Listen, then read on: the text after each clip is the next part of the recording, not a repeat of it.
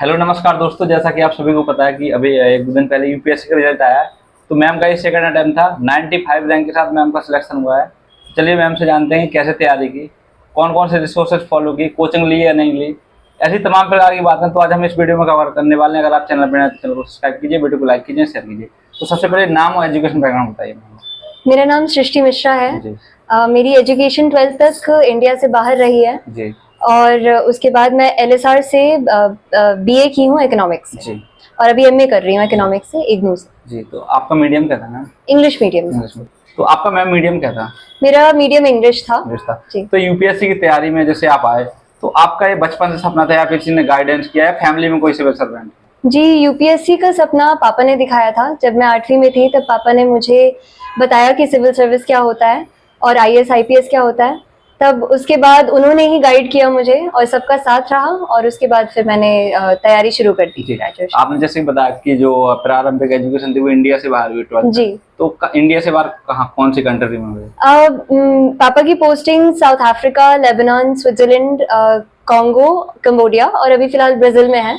तो यहाँ मेरी पढ़ाई भी हुई है। आपके जो पापा हैं तो किस चीज में जॉब करते हैं? पापा मेरे मिनिस्ट्री ऑफ एक्सटर्नल अफेयर्स में, विदेश मंत्रालय में। जी। तो पापा अभी consulate general of India Sao Paulo में पोस्टेड हैं, ब्राजील।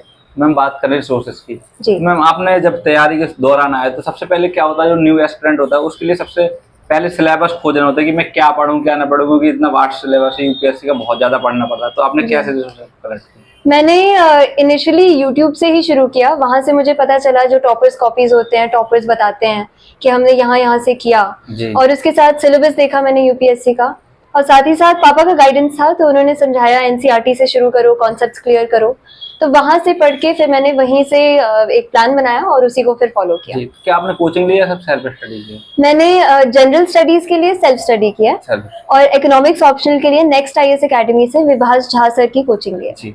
तो जैसे कि आपने बताया आपने कोचिंग ली थी ऑप्शनल के लिए, तो कितना आपको बेनिफिट लगा कि हाँ मैंने कोचिंग में इतना पैसा दिया है तो मेरा वो रिफंड आया है, पढ़ाई सक्सेसफुल हुई?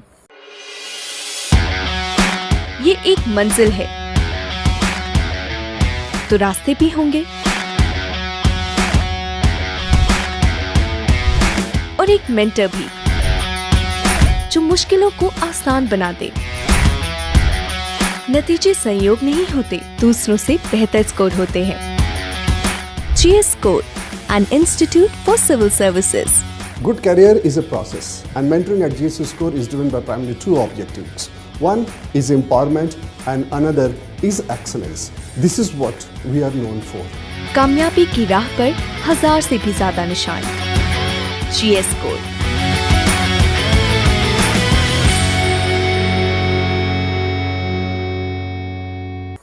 मुझे लगता है विभास झा सर बहुत अच्छे टीचर हैं, तो इस वजह से इकोनॉमिक्स कोचिंग मेरे लिए बहुत ज़्यादा सक्सेसफुल रही और इसके लिए नेक्स्ट आईएएस एकेडमी को मैं थैंक करूंगी और खास करके विभास झा सर को, बहुत ही हेल्पफुल थी। जी। तो मैम बात करें जैसे कि प्रीलिम्स की तैयारी की, तो आपने कितने दिन प्रीलिम्स की तैयारी की और उसके बाद आपने फर्स्ट अटेम्प्ट किया? मेरी पढ़ाई इंटीग्रेटेड थी, तो मतलब मैंने प्रीलिम्स और मेंस दोनों को मिला के किया, क्योंकि जैसा कि मैंने कहा इंडिया से बाहर पढ़ी हूँ। तो शुरुआत में मैंने फर्स्ट ईयर से ही पढ़ाई शुरू कर दी थी, तो 3 साल तो वो मैंने पढ़ा। फिर उसके बाद मैंने फर्स्ट अटेम्प्ट दिया क्योंकि एज थी और थोड़ी बहुत तैयारी भी थी। फिर 1 साल अच्छे से पढ़ के फिर मैंने सेकंड अटेम्प्ट दिया था। तो फर्स्ट अटेम्प्ट में आपका प्रीलिम्स हुआ? नहीं हुआ। नहीं।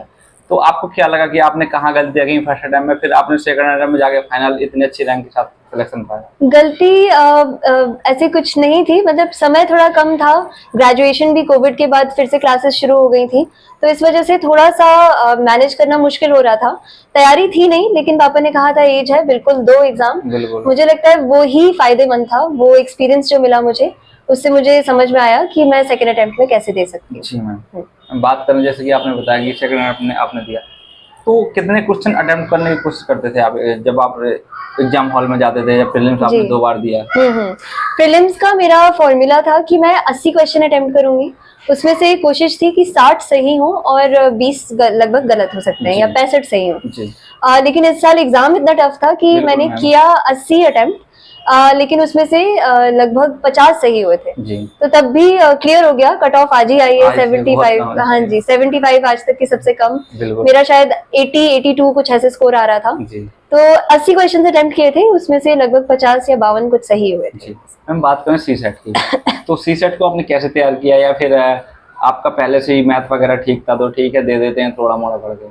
सर इकोनॉमिक्स में मैथ्स भी आता है, तो इस वजह से सीसैट के लिए इतनी टेंशन नहीं थी। बिल्कुल। तैयारी मेरी पूरी तरह से पास्ट ईयर क्वेश्चंस की थी। मैं जो सारे क्वेश्चन पेपर्स थे उनको सारा अटेम्प्ट किया मैंने, तो वही तैयारी थी। आगे मैं कहूंगी क्योंकि सीसैट भी टफ हो गया है, तो मैं कहूंगी कि यूट्यूब यूज कर सकते हैं मैथमेटिकल क्वेश्चंस के लिए और रीजनिंग के लिए। वहां से कोई बुक की जरूरत नहीं है मेरे हिसाब से। जी मैं बात करें जैसे कि आपने बताया कि आपका सेकंड अटेम्प्ट था, तो फर्स्ट या सेकंड अटेम्प्ट में होना काफी बड़ी बात होती है। कुछ लोगों का 4 अटेम्प्ट 5 अटेम्प्ट, इस बार देखें तो एक भैया थे उन्होंने शायद 12 अटेम्प्ट दिए थे, 5 इंटरव्यू दिए हैं, आपने शायद उनका वायरल हुआ है। हाँ। तो उनका सिलेक्शन नहीं हुआ है। तो इसके लिए आपकी क्या स्ट्रेटजी रहती थी प्रीलिम्स के लिए, और कितना टाइम आप पढ़ने की कोशिश करते थे डेली? मेरी ये स्ट्रैटेजी थी, पापा ने कहा था कि प्रीलिम्स का पैटर्न देखते हुए 2 से 3 अटेम्प्ट सफिशिएंट है इस एग्जाम के लिए। उससे ज्यादा देना मेरे हिसाब से शायद आपकी पोटेंशियल का एक थोड़ा सा गलत इस्तेमाल है। लेकिन प्रीलिम्स के लिए मेरी तैयारी यही थी। जैसे कि मैंने कहा इंटीग्रेटेड थी। प्रीलिम्स थोड़ा सा फैक्ट बेस्ड होता है, तो इस वजह से थोड़ा सा मैंने ज्यादा ध्यान दिया फैक्ट्स पे। स्टैंडर्ड बुक्स को ही पढ़ा, वही पढ़ा, लेकिन फैक्ट्स पे थोड़ा ज्यादा ध्यान रखा। हम बात करें मेंस की, जब आपका प्रीलिम्स हो गया तो मेंस के लिए आपने आंसर राइटिंग वगैरह की कोचिंग ली, या फिर खुद से ही मॉक टेस्ट लगाया? आंसर राइटिंग कैसे की? आंसर राइटिंग की शुरुआत कोविड में ही की थी मैंने, और एक क्वेश्चन 2 क्वेश्चन रोज लिखती थी।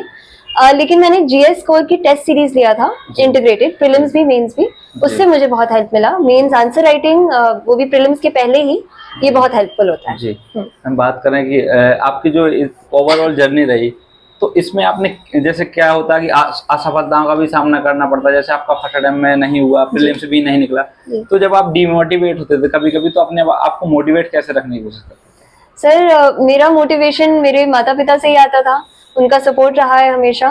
बाकी श्रेया है मेरी बहन, उसके पास मैं भागे भागे जाती थी अगर हेल्प चाहिए होती थी। और सबसे ज्यादा शायद मेरी मौसियों का हाथ था, मेरे मौसियों का रोल था। मैं अपनी मौसी के ही पास रह के पढ़ी हूँ, तो कभी रोना आता था उन्हीं के पास जाके रोती थी। तो वो लोग मुझे समझाती थी कि नहीं हो जाएगा, मेहनत करते रहिए। बात करें मैम ऑप्शनल की, जैसे आपने बताया आपका ऑप्शनल इकोनॉमिक्स था, तो ऑप्शनल का चुनाव जो एस्पिरेंट है, न्यू तैयारी में आना चाहते हैं तो कैसे करें, और आपने इकोनॉमिक्स ही क्यों लिया? इकोनॉमिक्स मैंने इसलिए लिया क्योंकि मेरा बीए इकोनॉमिक्स से था। मैं ये कहूंगी ऑप्शनल के लिए सोच समझ के, जिसमें आपका पैशन हो जिस सब्जेक्ट में, अब थोड़ा बहुत बैकग्राउंड हो, वही लीजिएगा। इसमें ज्यादा एक्सपेरिमेंटेशन करना अच्छी बात नहीं है। ये बहुत बड़ा पेपर है, 2 पेपर्स होते हैं इसमें, तो इसमें आपकी पकड़ होनी चाहिए, पैशन होना चाहिए, तभी आप करेंगे इसे अच्छे से।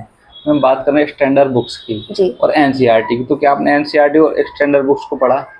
जी, जैसा मैंने कहा, मेरा क्योंकि इंडिया में कुछ बेस था नहीं, तो मैंने पूरा शुरू से एकदम 6 से लेके 12 तक सारी चीजें। तो आपको जैसे कुछ लोग होते हैं कि मार्केट में जाते हैं, तो जो आपने बहुत सारे फोटो स्टेट या बुक शॉप देखोगे, तो वहाँ कोचिंग्स का मटेरियल अवेलेबल रहता है, जो आपको कोचिंग प्रिंटेड नोट्स देती है, तो कुछ लोग वो खरीद के पढ़ते हैं।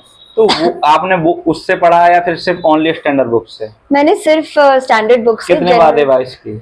रिवीजन मेरी हो गई थी, अंत में आते आते 6-7 बार 8 बार रिवीजन आराम से हो गई। तो वो आप स्टैंडर्ड बुक्स के नाम लेना चाहिए, कौन कौन सी बुक्स फॉलो की? पॉलिटी में एम लक्ष्मीकांत, मॉडर्न हिस्ट्री में spectrum, Nitin Singhania art and culture के लिए, शंकर आईएएस एनवायरनमेंट के लिए, और करंट के लिए विजन के पीटी 365, मेंस 365, और मंथली मैगजीन्स, इनसाइट्स के भी और विजन के भी, दोनों ही अच्छे हैं। यही, और इकोनॉमिक्स तो मेरा ऑप्शन था, लेकिन इकोनॉमी के लिए अक्सर नितिन सिंघानिया की ही बुक यूज की जाती है, वो अच्छी बुक है। मैं बात करूं जैसे कि कोई स्टूडेंट इस वीडियो को देख रहा है जी, अगर वो तैयारी के मूड में आना चाहता भी है नहीं, तो उसको तैयारी करनी है, तो बेसिक स्टार्ट वो कैसे करें? स्टार्ट बिल्कुल एनसीईआरटी से कीजिए और पास्ट ईयर क्वेश्चंस उठाइए। आपको उससे समझ में आएगा कि आपको न्यूज में क्या पढ़ना है और क्या छोड़ देना है। जी, तो पास्ट ईयर क्वेश्चंस और एनसीईआरटी। जैसे आपने बताया जो पीवाईक्यू की आपने बात की, तो कितने हेल्पफुल रहा है आपकी जर्नी में? बहुत हेल्पफुल रहे। पीवाईक्यू से पता चलता है कि कौन से क्षेत्र से आते हैं क्वेश्चंस और कौन सी चीजें हमें नहीं फोकस करनी है। कभी कभी कोई क्वेश्चन होता है, जैसे स्पोर्ट्स पे बिल्कुल आते नहीं है क्वेश्चंस, एक बार आए थे प्रीलिम्स में, उसके बाद फिर बहुत कम हो गए।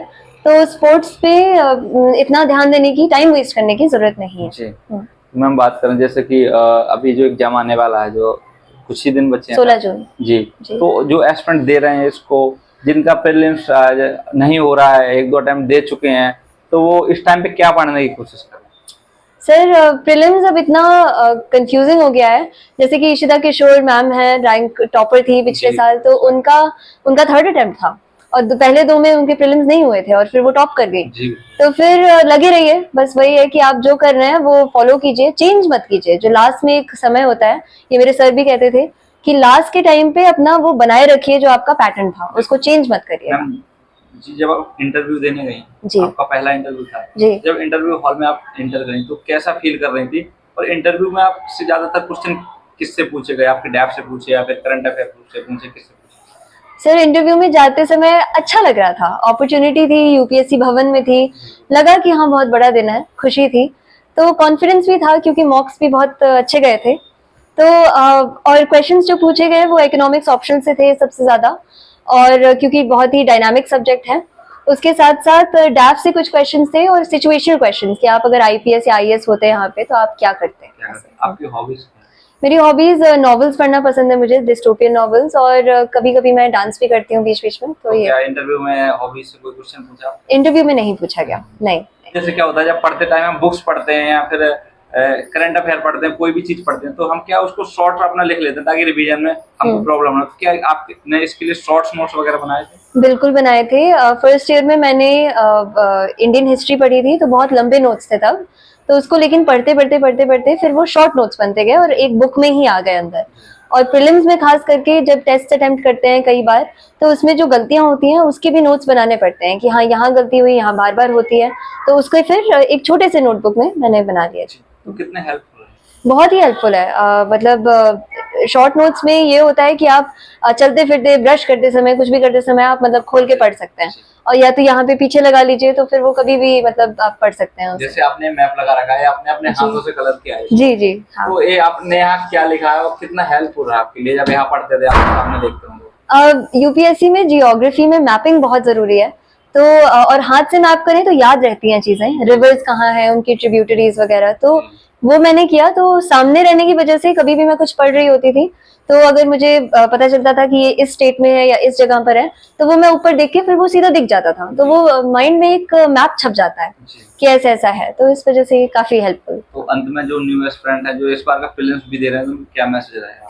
मेरा यही संदेश है कि आप लगे रहिए, आप अपनी मेहनत में कोई कमी मत छोड़िए, नो रिग्रेट्स, और साथ साथ अपनी मेहनत को बरकरार रखिए, और अपने रिश्तेदार और आपके से जितने भी लोग जुड़े हैं उनका जो आशीर्वाद है उसमें विश्वास रखिए, उसमें बहुत ताकत होती है, और बस लगे रहिए। आज मैं तुमसे बात करते हैं, तो जब इनका रिजल्ट आया, या आपके साथ ही रहते हैं, तो क्या रिएक्शन था इनका और आपका? मेरा तो इतनी खुशी हुई, इतना खुशी हुई, अपने माता रानी को ही दिन रात मैं पूजा करती थी, उनको यही विश्वास करती थी, ये माता रानी को विश्वास करो, तुम्हें कामयाबी जरूर देंगी, और हमारी बिटिया इतना मेहनत की है, इतना परिश्रम की है, तो माता रानी जरूर फल देंगी। आज मेरी बिटिया को फल माता रानी ने दे दिया, और हम लोग जश्न में एकदम समा गए हैं, और हर जगह ये मैं 4 बहन हूँ और 2 भाई हैं, और चारों तरफ इनके लिए जश्न मनाया जा रहा है, और इतनी खुशी हम लोगों की है, हम लोगों को ना नींद आ रही, ना भूख लग रहा है, और अपनी बिटिया को इतना प्यार कर रहे हैं, इतना, और हमें अपनी बिटिया भरोसा था, हमारी बिटिया कामयाबी लाई। जैसे कि जो गांव साइड हम देखते हैं लड़कियां होती हैं, वहाँ के लोग जो क्या है ना, पढ़ाते नहीं है, शादी भी जल्दी कर देते कि अब बड़ी हो गई, क्या ही करेगी पढ़ के, तो आप उन पेरेंट्स को या माँ बाप को क्या मैसेज देना चाहिए? मैं गांव के लोगों को पहले क्या विचार था, बेटे को पढ़ाओ, बेटे को आगे बढ़ाओ, लेकिन अब ये नहीं है, बेटियां भी बहुत कुछ करके दिखा सकती हैं, जैसे हमारी सिस्टी ने दिखाया, और अपनी बेटियों को जरूर पढ़ाओ, जैसे बेटे का हक है वैसे बेटियां का भी हक है, और बेटी को आगे बढ़ाओ और पढ़ाओ, मेरा यही सोच है। सब माताओं से, पिता से मेरी निवेदन है, अपनी बेटियों को जरूर पढ़ाओ और बेटों को भी पढ़ाओ, एक जैसे दोनों को प्यार दो और दोनों को आगे बढ़ाओ। ठीक है।